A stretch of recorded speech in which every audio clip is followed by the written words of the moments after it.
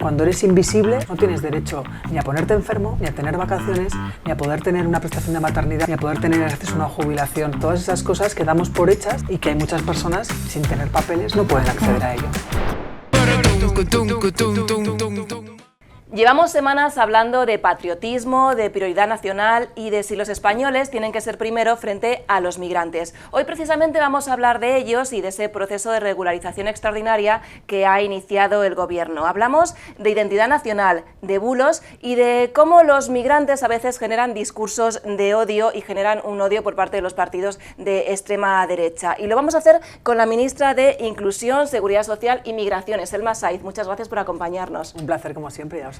Volvemos a este plato después de la Global. La última vez que nos vimos fue en la Global. Seguiremos emitiendo esas entrevistas de la Global Progressive Mobilization, pero queremos hablar de un tema que está trayendo sobre todo en redes sociales mucha cola, de los bulos que están trayendo sobre todo el tema de la regularización de los migrantes. Yo lo primero que te quiero preguntar, Elma, ¿qué es para ti ser patriota? Mira, me lo preguntas cuando hace solamente unos días que he llegado, es que ya acabo de llegar, como quien dice, de tener el honor de estar en la Asamblea General de Naciones Unidas haciendo una intervención sobre la política migratoria del Gobierno de España. Y el orgullo que he sentido por los pasillos de Naciones Unidas en Nueva York, recibiendo la felicitación, el reconocimiento, en reuniones bilaterales, en que te paraban por el pasillo de muchísima gente, hablando bien de España. Qué envidia de país, qué país donde se reconocen derechos, donde verdaderamente se defiende la pluralidad, la diversidad, la igualdad de oportunidades, o sea, la carne de gallina. Y ahí, a la pregunta de qué es para mí ser patriota, esa es la España de la que me siento orgullosa, la España que fuera, también dentro, pero fuera de nuestras fronteras, se nos ve como un país próspero, abierto, de derechos, de oportunidades y de dignidad. Y eso es, para mí es un orgullo ser española y verlo en primera persona como los demás países te miran con admiración. Te lo pregunto también porque últimamente estamos hablando mucho de prioridad nacional, sobre todo por los partidos de derecha y de extrema derecha. ¿Qué te provoca a ti ese discurso, que digan prioridad nacional? Bueno, a ver, esa prioridad nacional de la que habla el Partido Popular y Vox la hemos calificado ya y es siniestra, es oscura. Nos quiere llevar a lugares, desde luego, al que no queremos ir nadie. Para mí, la prioridad nacional, lo que tiene que ser la prioridad nacional, son tres conceptos muy básicos, pero súper importantes, que son paz, igualdad y convivencia. Y yo creo que, y por supuesto todo eso acompañado de los servicios públicos que son los que precisamente nos garantizan esa igualdad y esa convivencia. Así que frente a ese concepto siniestro, una clara política pública que defiende esas tres cosas que te he dicho. Llevamos ya unas semanas de ese proceso de regularización extraordinaria que ha impulsado el Gobierno de España, pero para la gente que está viendo esta entrevista, ¿cómo podemos defender, cómo les podemos decir? Porque habrá gente que diga, es que a la gente que ha entrado irregular, ¿por qué tengo yo que defender que se les regularice? Bueno, vamos a ver, estamos hablando de personas que ya están aquí, como tú y como yo, como tu familia, como la mía, como tus amigos, como mis amigos y como mucha gente que nos está viendo. La diferencia es que tú sales sin miedo. Tú tienes derechos y tienes obligaciones, ¿verdad? Ahora estamos en plena campaña de renta. Tú tienes que hacer la declaración de la renta, estás de alta en la Seguridad Social. Pues la diferencia es que hay personas que, como tú y como yo, están aquí, están aportando, están intentando emprender un proyecto de vida, pero sin derechos y sin obligaciones. Así que esto va de eso. Esto va de dar igualdad de oportunidades a seres humanos, poniendo en el centro la dignidad de las personas. Y, por cierto, no hay más que voces que están reconociendo la importancia de este proceso de regularización extraordinaria desde la dignidad y desde el humanismo. ¿Y crees que parte del éxito de este discurso de la extrema derecha es que han provocado generar un miedo contra los migrantes? Porque ¿cómo podemos combatir también ese miedo? Porque mienten directamente. Porque cuando te están diciendo que vienen a cobrar ayudas públicas y se desmonta con que no, porque para poder tener acceso a la principal herramienta que es el ingreso mínimo vital, sabes que hay que tener un año ininterrumpidamente de residencia. Cuando te dicen que te están quitando el trabajo, vemos que no, que estamos batiendo récords. Somos 22 millones de trabajadores con cifras mejor que nunca, cifras soñadas por otros gobiernos y además hay muchísimos sectores que necesitan trabajadores, que necesitan, bueno, y lo están reivindicando. Cuando te dicen que vienen a quitarte una casa y escuchas a las ONGs que trabajan con ellos más directamente y sabes que la población extranjera, la población migrante está mucho más afectada por cláusulas racistas en contratos de alquiler o por la sobreocupación, viven muchas más personas en viviendas mucho más pequeñas. Entonces, ¿qué están haciendo? Bueno, pues están haciendo de la desinformación, de la mentira, una política que es antipolítica. Y lo importante es que, bueno, pues que con datos, sin aspavientos, sin gritar, sin insultar, si es que no hace falta, hay que desmontar todo eso con datos y con evidencia, porque además ha habido procesos de regularización. Este sería el 7º en nuestro país. Y de verdad lo que te digo, o sea, escuchar en otros países como siempre las consecuencias. Me contaba, el otro día estuve con un científico, con un investigador también en temas sociales que analizaba cómo había habido un proceso de regularización en Colombia y me decía lo importante de cómo se empoderaban, por ejemplo, las mujeres, que al tener papeles tenían mucha más confianza en las instituciones a la hora de denunciar, por ejemplo, violencia de género. Perdían el miedo.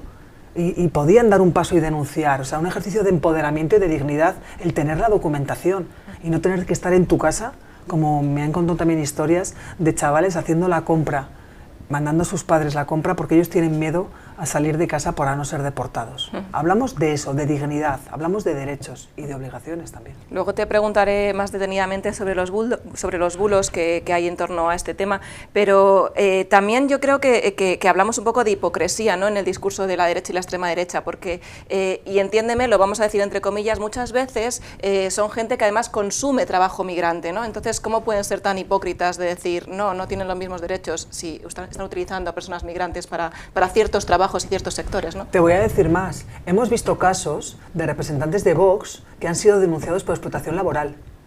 No solamente, como dices tú, con todas las cuidado con el lenguaje, ¿no?, de consumir el contratar a personas migrantes, sino que es que encima hacen explotación laboral y contra eso es contra lo que estamos luchando. Claro que hay mucha hipocresía, claro. Pero es que están haciendo de la desinformación y del antisistema, bueno, pues un caldo de cultivo que al final lo que hace es, desde luego, hacer retroceder a las sociedades y nos van a tener enfrente. Por tanto, regularizar significa también combatir ese trabajo vulnerable y esos, trabas laborales, ¿no? Cuando los sindicatos respaldan este procedimiento, cuando también la patronal, efectivamente, bueno, aparte que las normas que tenemos fortalecen la lucha contra la explotación y contra los fraudes. Es que precisamente cuando tenemos un estatuto de los trabajadores y una normativa laboral para los trabajadores, somos el gobierno que más protege a los trabajadores. Aquí no tenemos trabajadores de primera y de segunda, es para todos, pero evidentemente la regularidad es el primer paso para poder tener también derechos. Yo te quiero preguntar, has hablado ya un poco de ellos, pero por ese perfil, ¿cuál es el perfil de la persona migrante que se va a regularizar en este proceso de regularización, en cualquier otro, que me has dicho que ha habido 7, en cualquier otro proceso de regularización?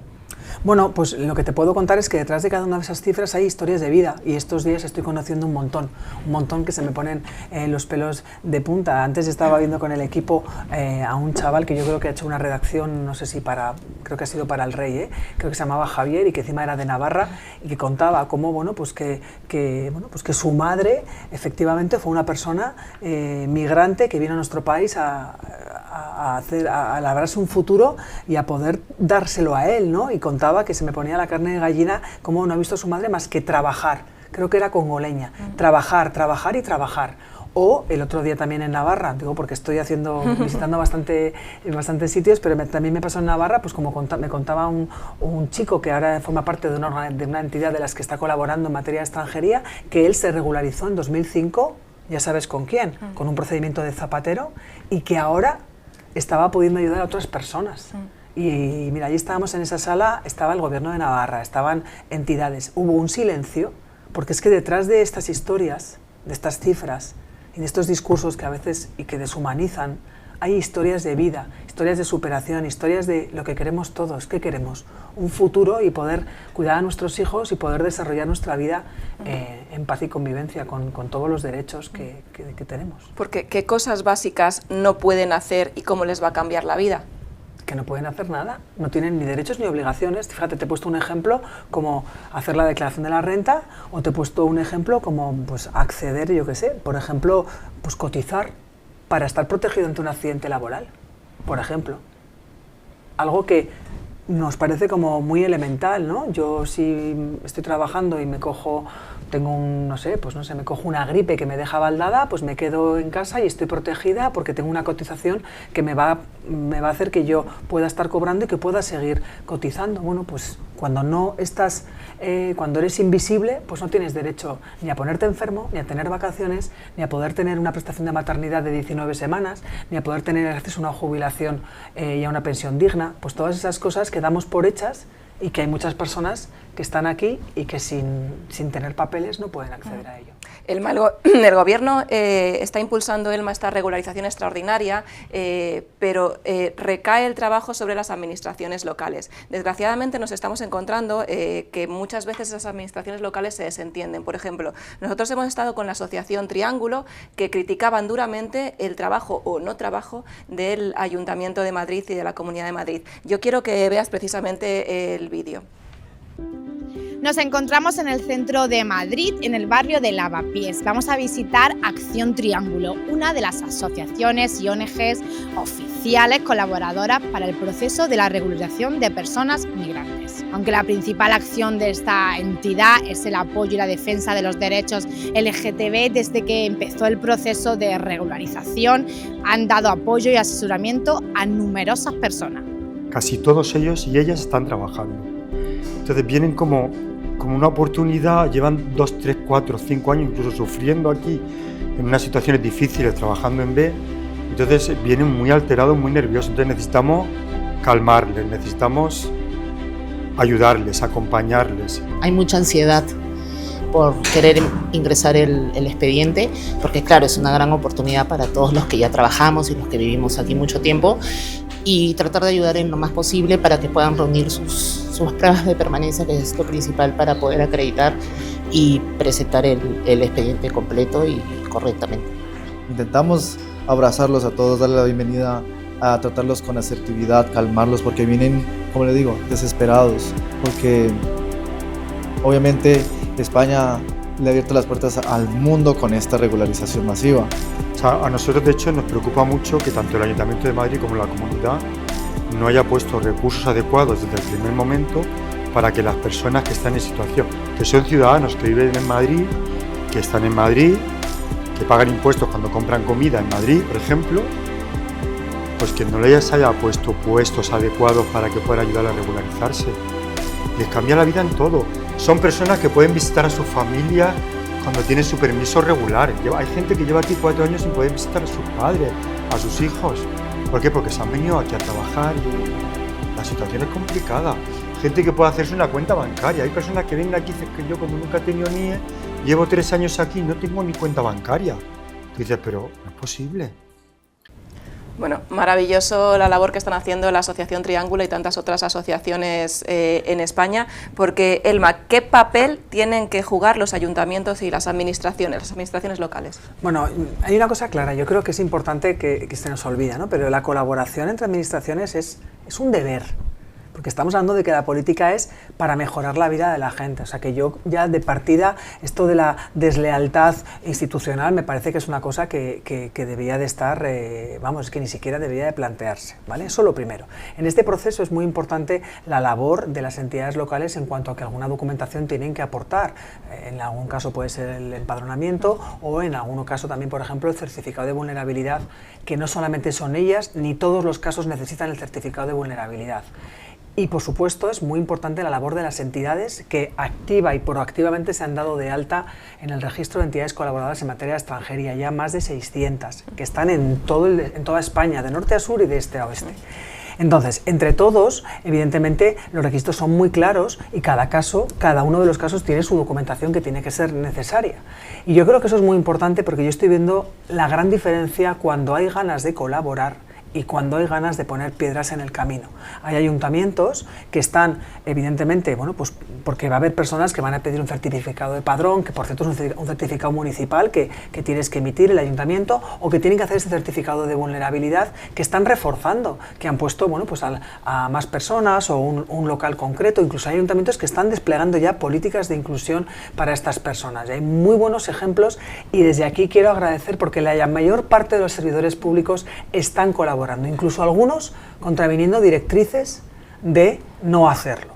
Y hay otros ejemplos que no me apetece porque quiero quedarme con lo positivo, pero a mí me han contado ejemplos de cerrar oficinas el día que comenzaba la regularización, cerrar oficinas en barrios para que la gente tuviera que dirigirse solamente a un sitio y así poder sacar alguna imagen de más personas esperando una cola. Así que, insisto, este procedimiento es tan importante que está muy por encima de esos que quieren poner piedras en el camino. Y evidentemente, bueno, pues ahí está la Federación de Municipios con la que estamos colaborando, las entidades en materia de extranjería, que son, como te he dicho, son muy numerosas, y evidentemente, bueno, pues todas las administraciones bueno, pues que la mayor parte quiero hablar en positivo. Me lo destacaban en la Asociación Triángulo, pero me lo destacabas tú también antes, el papel de esas personas migrantes que han sido irregulares en algún momento y que ahora están ayudando, ¿no?, también a esa integración, lo que es al final de recibo, ¿no? Es que es una pasada, pero es que estamos hablando de solidaridad, es algo que siempre está presente, es que España siempre ha estado a la altura, acabamos de verlo con la crisis del antivirus, que somos un país solidario, y es que estamos hablando de vecinos, de nuestros vecinos. ¿Quién no conoce a una persona cercana? Yo estoy convencida de que si lo preguntamos, todos de una manera u otra conocemos a una persona que en este proceso lo está viviendo con esperanza, porque igual le está tocando el poder tener derechos ahora en este procedimiento. Y queremos saber también, Elma, qué opinan los empresarios. Hay sectores económicos que ahora mismo directamente no funcionan sin trabajadores migrantes, pero que tú que estás en contacto también con ellos, ¿los empresarios qué dicen? Bueno, los empresarios aplauden esta medida, porque efectivamente hay sectores de nuestro mercado laboral que tienen tensiones y que necesitan el poder contratar. Incluso me decía el otro día la presidenta de una comunidad que había proyectos empresariales que le estaban diciendo, como presidenta de la comunidad, que los tenían que ralentizar porque no encontraban personal cualificado y formado. Por eso, bueno, primero por derechos humanos y segundo por evidentemente el gobierno tiene que mirar la realidad social y laboral que tiene nuestro país. Ese es un gobierno responsable y es lo que ha hecho este gobierno. Así que los empresarios aplauden, no solamente la COE, sino también en las diferentes comunidades autónomas que cada organización empresarial están aplaudiendo sectores como la construcción, la hostelería, el turismo y otros. Bueno, porque evidentemente cada vez, sabes que también en el Ministerio tenemos las cifras y cada vez hay más personas extranjeras en sectores altamente cualificados y sectores también fundamentales para nuestro país. Nosotros de hecho hemos estado hablando con algunos empresarios y nos decían precisamente eso, la necesidad, ¿no?, de esta regularización. Hola, soy José Manuel Cumbrera, agricultor de frutos rojos en la provincia de Huelva. Estamos a favor de la regularización de personas inmigrantes, ya que aparte de la carencia de mano de obra que hace falta en todos los sectores de la provincia, que tengan también la oportunidad de conseguir unos papeles y tener un trabajo digno. Elma, pasamos ahora a los bulos que apuntábamos al principio de esta entrevista. Yo quiero pedirle a mi compañero Llorens que nos ponga una imagen. Bueno, son muchísimos los bulos que hay al respecto. Hablan de que van a regalar papeles a cualquiera, de que esto va a provocar un efecto llamada, de que los migrantes tendrán esas ayuditas, la prioridad en las paguitas que lo llaman, ¿no? ¿Cómo se combate todas estas mentiras? Al final hay que combatirlas con datos, pero ¿es posible combatir estas mentiras? Bueno, yo creo que ahí estamos todos en la corresponsabilidad de combatir con datos, ¿no? Y en siempre en pedir que la gente se informe con fuentes oficiales y el poder contrastar la información. Indudablemente los medios de comunicación también, bueno, pues tienen un papel muy importante y todos, tú sabes que tenemos en el Ministerio pues un cazabulos y hacemos mucha labor en redes sociales, pues contando algo tan simple y tan llano como la evidencia, la realidad. Bueno, pues evidentemente cuando hablan de vincular inmigración a criminalidad, ver que tenemos récord también de población, un importante número, y sin embargo las tasas de criminalidad convencional están más bajas que nunca. Cuando vemos que los requisitos para acceder al ingreso mínimo vital son tener por lo menos un año de residencia y además, bueno, pues no es verdad que mayoritariamente los perciban los extranjeros. Cuando vemos que el 14,4% de los afiliados son extranjeros que vienen a contribuir y que están haciendo que nuestro país crezca. Bueno, pues cada uno de los datos que vienen, el otro día me decía un compañero, oye, que me ha dicho mi hija que en el grupo en el que está circulando que por la regularización dais 2.000 euros a cada persona que se regularice. Bueno, pues combatiéndolo con la verdad, porque no se ajusta a la realidad y bueno, afortunadamente estamos muchos más contando la verdad que quien intenta desinformar o intenta llenar esto de bulos. No sé si te va a poner un aprieto, pero ¿cuál es el mayor bulo que te has encontrado, que te gustaría desmontar, de que digas, pues esto es una barbaridad, no se lo cree nadie?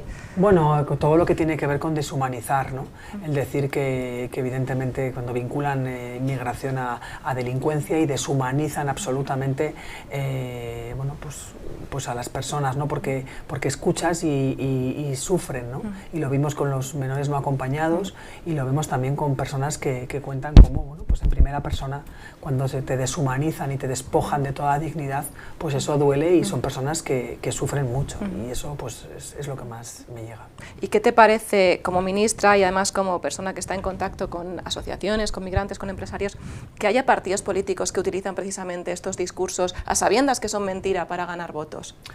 Bueno, pues como insisto, esa es la ola ultraderechista que intenta abrirse paso en Europa y a la que afortunadamente, insisto, yo, aparte de que soy optimista, creo que está en el lado correcto, da esa legitimidad, sobre todo porque nos acompañamos de evidencias y de experiencias pasadas y ya vemos lo que supone, ¿no? Lo que supone la diversidad, la pluralidad de nuestro país, una España abierta y próspera frente a quien nos quiere llevar a, bueno, pues a ser un país cerrado, un país pobre, un país en el que se intente que todo sea uniforme, sino al revés, ¿no? Pues la diversidad y la pluralidad en términos de riqueza pues es lo que tenemos que defender.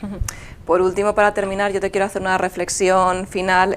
Bueno, hablabas antes al principio de orgullo. De aquí a 10 años, después de este proceso de regularización tan criticado por la derecha y la extrema derecha, ¿cómo te gustaría que se recordara a España? Pues me gustaría que se recordara como se le recuerda hoy, un faro de luz en un mundo que algunos intentan ser más oscuros. Y es que además te digo más, mira, ya hay, aparte de nosotras, ya hay quien se está trabajando, se está dedicando a visualizar cómo sería la España de 2070, ¿no? Y ya hay quien ha calculado y ha estimado qué pasaría si se redujeran los flujos migratorios un 30% en 2070. Y desde luego es espeluznante lo que nos pasaría. Primero tendríamos que poner muchísimo, cada uno más de los que estamos, o de los que estén, yo no sé, yo creo que ya 2070 está un poquito lejos, para poder sostener nuestro estado de bienestar. Se perderían muchísimas profesionales sanitarias, se perderían y se cerrarían muchísimas explotaciones agrarias porque no habría quien las sujetara. También se cerrarían muchísimos bares, muchísimos negocios. Yo no quiero ese país, yo quiero un país que sea un faro, un país que sea un ejemplo en igualdad de oportunidades. Hoy también hemos conocido un dato que nos coloca en una posición muy importante en sentir un seguro y no ser un país donde haya LGTBI-fobia. Así que, bueno, pues un país de derechos, un país que siempre luche por la paz y un país digno y abierto y próspero. Así me gustaría que fuera nuestro país. Pues a nosotras también. Muchísimas gracias, Elma, por acompañarnos, por siempre responder la llamada de Zona Roja. Te esperamos en otra ocasión, seguro. Gracias, seguro que sí, gracias. Y a todos vosotros, muchas gracias por acompañarnos en este programa aquí en Plató de Zona Roja. No te olvides seguirnos en todas nuestras redes sociales, @Canal Zona Roja. Gracias. Hey, I'm in love. My fingers keep on clicking to the beating of my heart. Hey, I can't stop my feet. Ebony